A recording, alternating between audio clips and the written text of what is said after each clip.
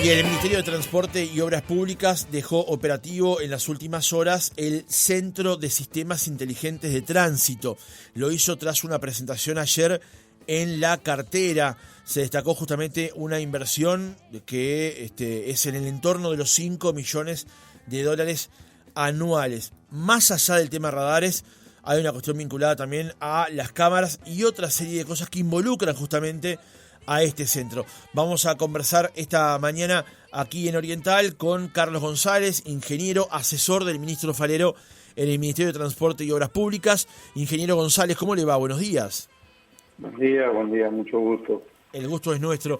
Ingeniero, cuéntenos, a grosso modo, por lo pronto, ¿qué es el Centro de Sistemas Inteligentes de Tránsito? Bien, el Ministerio cuenta de hace muchísimos años con una base de información recabadas en el terreno, con sistemas electrónicos que permiten la medición de tráfico, medición de velocidades, medición de pesajes, información del tipo de vehículos y frecuencia con que pasan en determinados puntos. Y lo que se hizo, el desarrollo que llevamos 1 año y medio más o menos, fue integrarlo como se hace en el resto del mundo, de manera de que el operador, el colega que está trabajando, pueda tener en tiempo real cuál es la dinámica que están teniendo nuestras rutas, cuáles son las dificultades que van apareciendo y poder proceder lo más rápidamente que se pueda, tanto con el personal, digamos, del propio ministerio o con apoyo de otras entidades, como puede ser Caminera, poder resolver aquellos puntos donde uno encuentra dificultades de tráfico, ¿verdad? Uh-huh. Es eso lo que quedó integrado, o sea, de manera ahora que los que pudieron ver, si ustedes estuvieron presentes, hoy hay un equipo de gente trabajando que puede ver en simultáneo todas estas fuentes de información y poder proceder a resolver en el corto plazo dificultades que sobrevienen. Uh-huh. ¿Esto está ubicado en todo el país? ¿Dónde están mayormente ubicados, González? Nosotros tenemos información desplegada en todo el país, junto con donde tenemos semáforos, donde tenemos radares, donde tenemos piezas de conteo, donde tenemos puestos de pesajes. En realidad está cubierto prácticamente todo el país.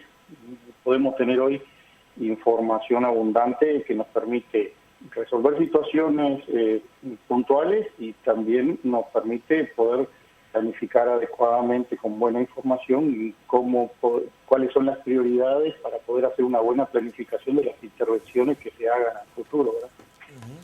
¿Este centro trabaja las 24 horas? Este centro trabaja las 24 horas, sí, tiene información permanente y así que se puede atender sin dificultad de cualquier caso que bueno, no genere algún trastorno de capacidad o de condiciones de circulación. Uh-huh. González, con respecto al tema de los radares, ¿se han instalado en el entorno de los 100, 110? ¿Ya están funcionando? Sí. ¿Ya están operativos? Ya están todos operativos, sí. Ya veníamos con varios de ellos instalados hace muchos días, lo cual nos venía sirviendo para poder monitorear todo lo que viene después, todo el procesamiento. Y además también nos ha permitido, que ustedes escucharon ayer que en la conferencia se dijo, para ver cuál es el comportamiento, cuánto apoyan o no. Y en qué medida también, eso también lo medimos, o sea, no sé si alguien lo comentó o no, pero también hemos medido ese temor que tiene la gente de que perdemos mucho más tiempo y es insignificante lo que afecta el hecho de cumplir en realidad con la velocidad que está permitida en cada tramo, ¿no? Y que la regula hoy un radar. Ajá. ¿Qué pasa con los radares móviles, González? Los que se estaban instalados hasta ahora. Los radares móviles son del Ministerio del Interior. Los ministros han conversado sobre el tema y han transmitido, bueno, la preocupación técnica de que en realidad nos generaban algunos inconvenientes. Ustedes ven que los radares que nosotros hemos instalado están todos debidamente señalizados, cuidadosamente señalizados, justamente para que nadie pueda decir que los agarra desprevenidos. Y no es lo mismo para un radar móvil. Eso Esto generaba un trastorno porque no iba en la lógica del plan nuestro. Entendemos sí que para algún tema puntual eventualmente se puedan necesitar, pero no era lo razonable que lo tuviéramos sobre la vía, además de algunas dificultades de seguridad que estaban provocando un riesgo alto que no podíamos correr. Así que por eso hay un acuerdo de que van a ser retirados o van a ser empleados para otros usos que también estos instrumentos permiten. ¿Cuándo comienzan a multar estos radares instalados, González? Hay un periodo que hemos estimado del orden de un mes para poder tener una adaptación de todos los usuarios, y donde en esa etapa a todo aquel que infrinja la norma se le va a estar comunicando, va a recibir una comunicación personal, es decir, este vehículo pasó en tal momento y cometió tal infracción, que en este caso se te va a perdonar, pero a la próxima ya no va a ser así. Así que para que estén advertidos aquellos conductores que no respeten en este primer periodo. Y dentro de un mes sí empieza la fiscalización, ¿sí?, de acuerdo a lo que establece la norma. Estas multas, en el momento que se empiecen a registrar, ¿van directamente cargadas al SUSIBE? Las multas sí, hay un mecanismo que se vincula con el tema de ese asiste de patentes y peajes, o sea que en verdad al mes ya se carga la multa.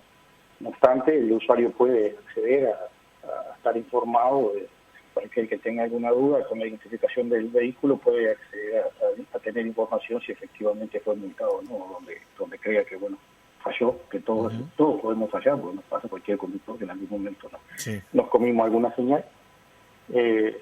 Hay una forma de poder saber si en realidad fuimos multados o no.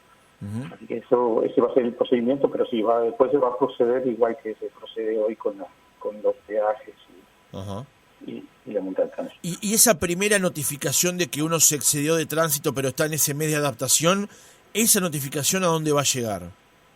Va a llegar al titular del vehículo. ¿Por el mismo sistema, por el SUSIBE? Por el mismo sistema, hoy por el SUSIBE, nosotros tenemos tanto el SUSIBE como también la fuente de información que tiene el propio ministerio con los vehículos de carga. Uno tiene identificación de quién es el titular del vehículo. Ajá. Ahora, le planteo esto, González, quienes tienen la suerte de poder pagar la patente al comienzo del año y luego no tienen que volver a entrar al SUSIBE, ¿hay alguna otra forma de notificarlo, de que sepan de que o fueron multados o fueron advertidos de que incumplieron la norma y luego se les va a multar? Pregunto porque alguien paga la patente en enero y después no entra más al SUSIBE hasta el próximo enero. Sí, claro, el procedimiento jurídico establece que el titular va a ser notificado de que ha sido multado. O sea que el caso que tú estás planteando, que es cierto, alguien que pagó en enero la patente de todo el año y en febrero cometió una imprudencia, fue multado, va a recibir la comunicación de que tiene una multa por exceso de velocidad en algún punto determinado. González, cuéntenos, de modo escolar, digamos, ¿cómo funciona el tema de las multas? O sea, hay una zona de 65 y yo vengo a 70. ¿A partir de qué exceso o de qué nivel de exceso la multa se transforma en multa, digamos? O sea, el exceso, mejor dicho, se transforma en multa. Claro, hay ayer el ministro explicaba, pues puedo decir a nivel escolar, ayer el ministro explicaba, no va a haber tolerancias. Eso es para que podamos todos respetar la regla. O sea, cuando a mí me dicen 60 kilómetros por hora, yo sé que tengo que respetar 60 kilómetros por hora. Hay un margen que la gente a veces nos plantea, que entre lo que miden con el Waze y lo que miden con el vehículo y lo que te lee uno de estos didácticos, de los que a veces tenemos sensores pedagógicos, hay diferencias, estamos hablando de diferencias 1, 2, 3, hasta 4 kilómetros. Y también el equipo de medición tiene un margen muy mínimo, porque estamos hablando de equipos de última generación, pero también los tiene. Pero que nos permite asegurar que, cubierto el margen que establece el equipo, estamos respetando, digamos, la regla que nosotros establecimos. Así que en eso la gente que maneje con cuidado, que el más o menos en ese orden que le dan estos aparatos, si está próximo a la velocidad que dice el cartel, no hay dificultades. ¿Por qué no decimos lo de la tolerancia? Porque todos sabemos que todos somos hijos del rigor y después si yo te digo que en uno de ellos tenemos un margen alto, todos vamos a estar conduciendo. Y repito, me incluyo más próximo a ese margen que a lo que establece la indicación, ¿verdad? Ajá. Pero permítame que insisto con la pregunta porque por lo menos yo no lo comprendí. Sin problema. La velocidad de la zona es a 60 y yo voy a 62, ¿el equipo me va a multar? No. El equipo va a avisar que alguien pasó según su medida 62. En este tipo de equipos de última generación que te digo que estamos trabajando, el margen de error es más o menos 2-3% en velocidades hasta 100 kilómetros, o sea que estamos hablando que para toda la cartelería que establecimos, vas a estar hablando en el peor de los casos de 3 kilómetros, que no es el caso porque cuando bajas a 45 o 60 o 75 son menores que lo que te estoy diciendo. O sea que ahí tenés un margen de más o menos 3 kilómetros. Pero sí, la regla internacional establece que automáticamente hay un rango que establece por encima de esa falla del aparato, él no te va a avisar que estás en infracción. O sea, por encima o por debajo él te va a decir que estás en el rango, estás cumpliendo la velocidad establecida. Pero estamos hablando de que cada caso, yo me animo a decir que si te pasás en más o menos 6-7 kilómetros, si te pasás o más o menos 6-7 kilómetros, él avisa que estás en el límite que está fijado, pero no corresponde infracción. Bien. También aclaro, porque hay un equipo de validación. El sistema, cuando el aparato mide, el aparato observa a un operador en un monitor, dice, creo que el vehículo tal pasó a tal velocidad y lo observa qué es lo que le pasó. Y ahí el operador verifica si las condiciones están dentro del margen o no están dentro del margen. El mismo sistema lo hace y le avisa al operador, que ahí sí es una persona que está en última instancia, le avisa la situación si está excedido del límite establecido más la tolerancia. O sea que en realidad hay un par de pasos todavía que hace el sistema previo para ir chequeando si efectivamente se pasó por encima del valor de referencia más la tolerancia admisible para esta situación. Bien, es buena la aclaración. González, con respecto al tema de las multas, las mismas oscilan desde las 5 hasta las 12 unidades reajustables, que son entre 8.000 y 19.000 pesos. ¿Cómo es la oscilación, digamos, entre el mínimo y el máximo de la multa? ¿Va a depender de cuánto yo me exceda en el límite de tránsito? Sí, voy a empezar por una aclaración. Los montos de las multas y la tipología de las multas está definida en el decreto 329 del 21, o sea que eso no lo ponemos nosotros, no está asociado a esto de radar, o sea, ya existía esa multa. Si un inspector te paraba hoy en uno de esos carteles porque te habías pasado, te habías excedido del límite, te correspondía la aplicación de ese decreto, o sea, no es algo que se ponga en vigencia a partir de la instalación de los radares. Eso es una de las aclaraciones. Y en ese decreto está establecido, sí, que es más grave la pena en función de cuánto te excede de lo que está permitido. O sea que hay un rango de validación que incluso ayer alguien lo decía, porque es bueno decir que si te duplicas lo que está establecido, es más grave que las multas, pasa a ya ser un tema penal y pasa, porque se está estipulado que es una falta y pasa a otra categoría de castigo, ¿no? Claro, o sea, si la zona es de 60 y yo voy a 120, voy directamente al tribunal de faltas. Exactamente, okay. Exacto, porque ahí es mucho más grave. ¿Sí? Sí, pero repito, eso ya estaba establecido en el decreto 329 del 21. Bien, con respecto al tema de las multas, ¿cómo va a ser el sistema de cobros? Igual que las multas que hoy aplica, por ejemplo, las intendencias departamentales y el sistema y policía caminera. Exacto, porque eso está establecido en la ley de presupuestos. Incluso ahí está establecido que los recaudados, el 90% va destinado a obras de seguridad vial y el 10% al Ministerio del Interior. Un poco ayer era lo que explicaba el ministro, de que desde ese 90% nosotros estamos dispuestos a trabajar con los gobiernos departamentales y con UNACEP para que haya fuentes de financiamiento para otras acciones, porque uno escucha en estos momentos mucha gente comentando, y está muy interesante el aporte. No es solo la velocidad, estamos totalmente de acuerdo, no es solo la velocidad lo que afecta la seguridad en el tránsito. Hay muchísimas cosas que se pueden hacer, desde educación hasta que nosotros cambiemos determinados comportamientos en lo que hacemos en lo individual o en lo colectivo. Entonces UNACEP también necesita otros recursos, por ejemplo, para el tema de educación. Pero si me dejas, cuando digo esto, porque es bienvenida todo un montón de comentarios, que la gente cree que nosotros no estamos compartiendo con ellos, pero muchas de nuestras rutas tienen limitaciones de velocidad porque lamentablemente a lo largo de los años se fueron considerando más calles o avenidas que las rutas propias. Entonces, si quieres mantener una condición segura, tanto para el que circula por la carretera como para el vecino que accede a ella, no hay más remedio que asumir determinadas responsabilidades, que en algunos casos la que queda es bajar la velocidad a niveles que comparto con mucha gente, o sea, me parece no razonable para una carretera.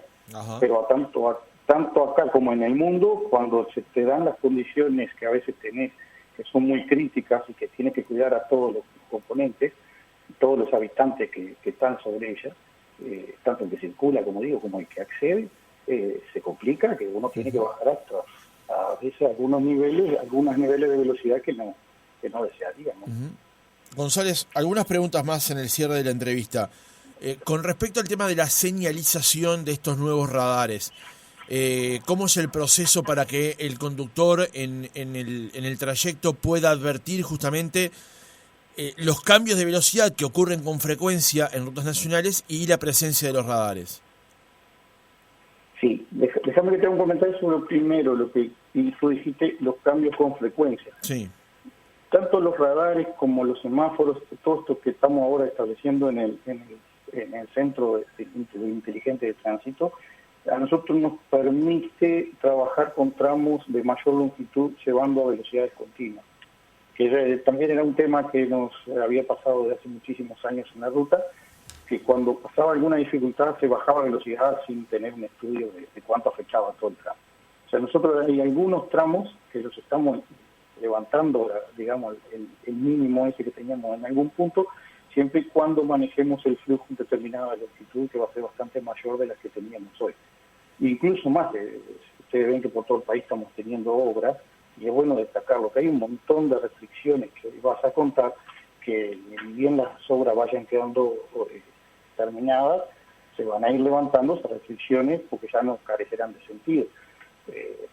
Caso muy visible, por ejemplo, es en Ruta 5, en Mendoza. Hoy tenemos un cartel de 45, porque tenemos una escuela y un liceo que están a un lado de la ruta. Fíjate el caso que te voy a contar y que no es el único.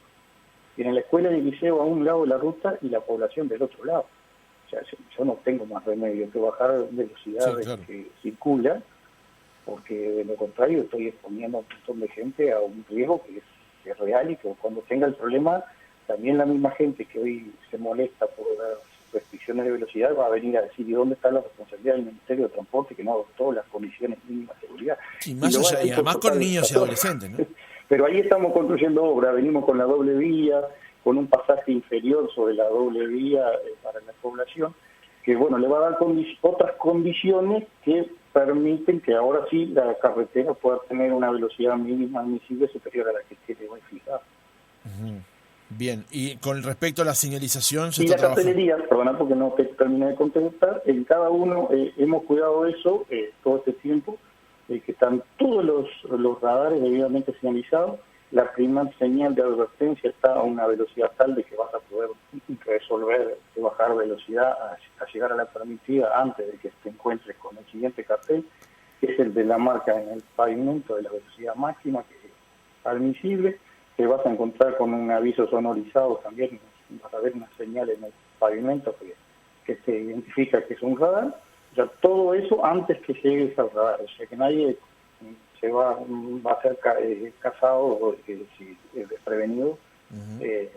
Y por ahí la gente habla del Waze, pero que te quede tranquilo que si hacemos caso a la cartelería vertical y horizontal que hay sobre las carreteras, no vas a verte sorprendido nunca por ningún radar que no lo haya advertido antes.